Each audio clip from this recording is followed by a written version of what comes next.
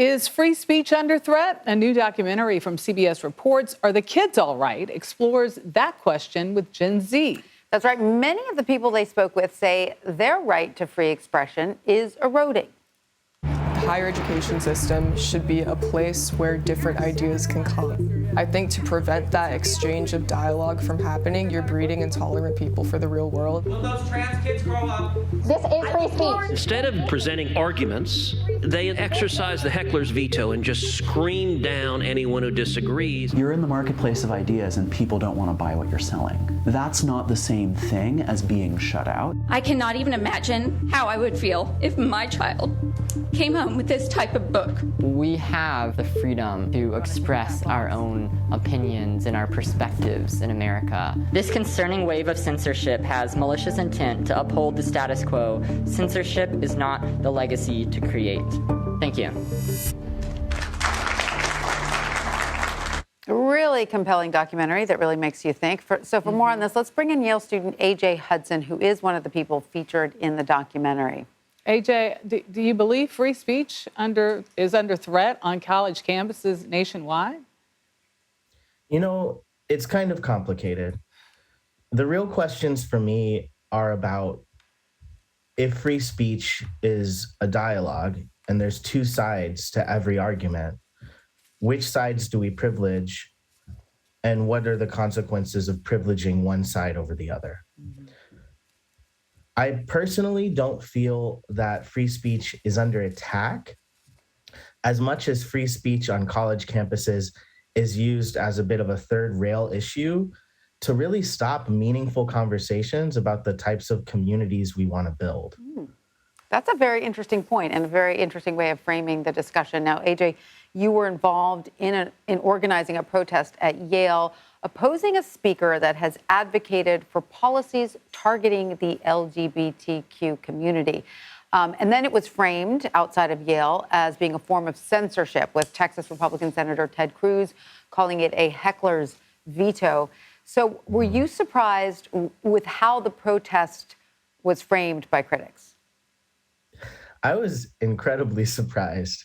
I think part of the issue is that people forget that protest is also protected free speech. Protest, there's an incredible amount of Supreme Court jurisprudence that says that protest is important to free speech. There's also a long history of protest helping to push for some of the most important things in our society, from civil rights to women's rights to gay rights. They would not have happened without protest. And there's also a long history of protest pushing back against really fascist ideas, and us really finding out that we needed it later. So I was surprised with how ahistorical a lot of the critiques are, and with how I would say pearl clutching a lot of the politicians got. You know, students have been protesting on campuses forever. That's been literally part of the student experience.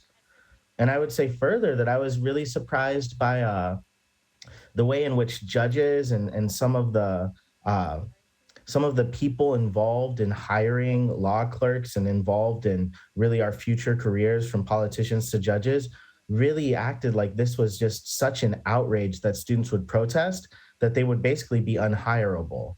So, I mean, yeah, I was really surprised, to be honest. Sounds like you're saying there's a lot of bullying going on. In the documentary, you also say increasingly diverse student bodies happen to be creating a fear within some students and with some communities that equality for all means less rights for them. Can you expand on that a little bit? Yeah, I mean, I think it's all tied together, right? So there's this response to our protest, as if an outraged response, as if what we did was absolutely unforgivable. And there's not really a conversation around what it means to have trans and openly queer students at Yale Law School who would feel threatened, scared, delegitimized by having an anti-LGBTQ plus hate group in the school.